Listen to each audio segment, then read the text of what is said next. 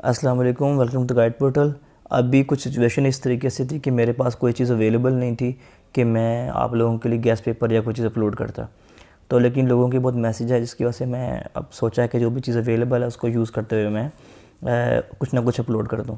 तो अभी मैं आपको टिप्स देने लगा हूँ how to get full marks in physics. आपने इस बात को ध्यान से सुनना है। इस मुख्तसर सी वीडियो के अंदर मैं आपको बताऊंगा किस क्या वजह है कि बच्चे फ़िज़िक्स में शॉर्ट क्वेश्चन सारे सॉल्व करके आते हैं लेकिन मार्क्स उनको 30 में से 25, 24, 22, 20 मिलते हैं।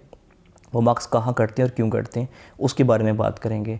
दूसरी हम बात करेंगे क्या आपको किस तरीके से अपने फ़िज़िक्स के पेपर के मार्क्स को देखना चाहिए कि अगर आप उस तरीके से फ़िज़िक्स के मार्क्स को देखेंगे तो डेफ़िनेटली आप ज़्यादा मार्क्स गेन कर पाओगे। सिर्फ देखने का नज़रिया बदलने से आपके मार्क्स बढ़ जाएंगे।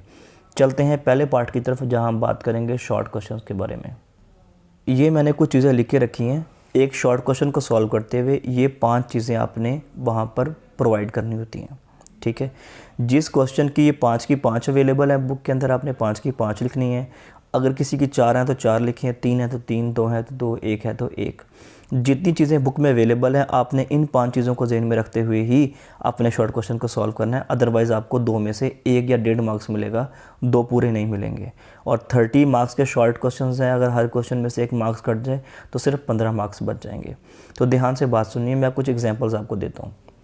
मिसाल के तौर पे आपको वेलोसिटी की डेफिनेशन आती है, यानी डिफाइन वेलोसिटी या कोई भी क्वेश्चन आता है, उसमें ज़रूरी नहीं कि वो आपसे कहे कि वेलोसिटी को डिफाइन भी करें, उसका मैथमेटिकल फार्मूला भी लिखें, उसका ये भी लिखें। उसने वेलोसिटी का आपसे पूछा है तो ये आपकी ज़िम्मेदारी है कि आपने इन 5 चीज़ों को पूरा करना है। आप वेलोसिटी की डेफिनेशन लिखें, वेलोसिटी का मैथमेटिकल फार्मूला लिखें, उसका यूनिट लिखें, ठीक है। आपकी बुक में 1, 2, 1, 2 और 4 नंबर चीज़ अवेलेबल है। ये 3 पॉइंट्स आपने वहाँ पर लिख देने हैं, अदरवाइज़ आपको फुल मार्क्स नहीं मिलेंगे, ठीक है। अगर कोई क्वेश्चन आता है जैसे ग्रेविटेशनल एक्सेलरेशन आ जाता है, उसमें डेफिनेशन लिख देनी है आपने, ठीक है, और उसकी वैल्यू लिख देनी है, उसका यूनिट लिख देना है, ठीक है। डेफिनेशन आ जाएगी, वैल्यू आ जाएगा, यूनिट आ जाएगा, उसका फार्मूला और एग्जाम्पल नहीं है तो आप नहीं लिखेंगे, ठीक है।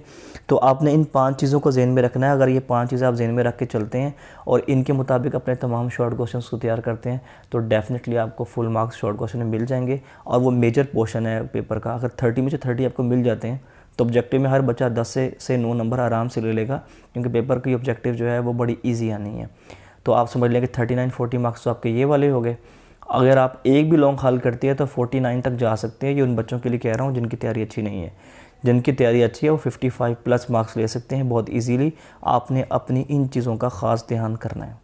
सेकंड हम बात करेंगे नज़रिया उस चीज़ का, किस तरीके से आपने अपने पेपर को देखना है, किस नज़र से देखना है। उस नज़र को बदलने से ही आपके मार्क्स में इजाफा हो जाएगा।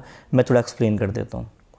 आपका जो पहला क्वेश्चन है वो ऑब्जेक्टिव का आता है 12 मार्क्स का, दूसरे में 8 शॉर्ट क्वेश्चन होते हैं 16 मार्क्स के, तीसरे में 8 क्वेश्चन होते हैं 16 मार्क्स के, चौथे में 8 क्वेश्चन होते हैं 16 मार्क्स के, और 3 लॉन्ग होते हैं 9-9 नंबर के। अगर आप इन सबको ऐड करें 87 मार्क्स का पेपर बनता है जो आपके सामने रखा जाता है, जिसमें से आप अपनी मर्ज़ी का चुन के 60 नंबर बनाते हो, ठीक है।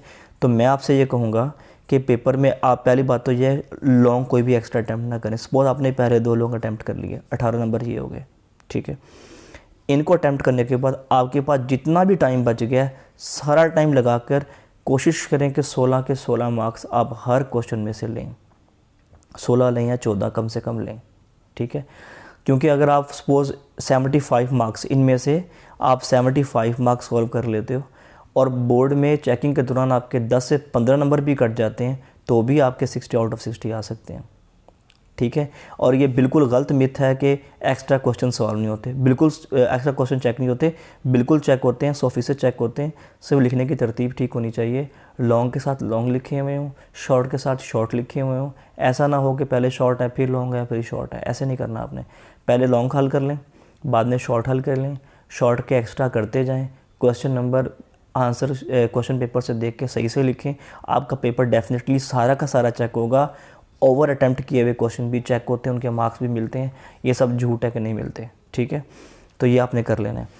इनमें से 75 मार्क्स एटलीस्ट आप सॉल्व करें ताकि आपके 60 आउट ऑफ 60 आ सकें। और इन 60 को लेने के लिए आपके शॉर्ट के 30 मार्क्स लेना ज़रूरी है और वो आपको मिलेंगे, इस बात को ख्याल करते हुए। उम्मीद है ये वीडियो आपको पसंद आई होगी।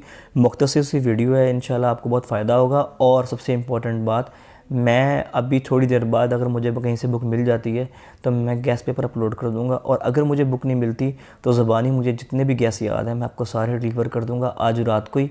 तो उस वीडियो को भी लाजमी आप देख लीजिएगा, आपको ज़रूर फ़ायदा होगा। अल्लाह हाफ़िज़।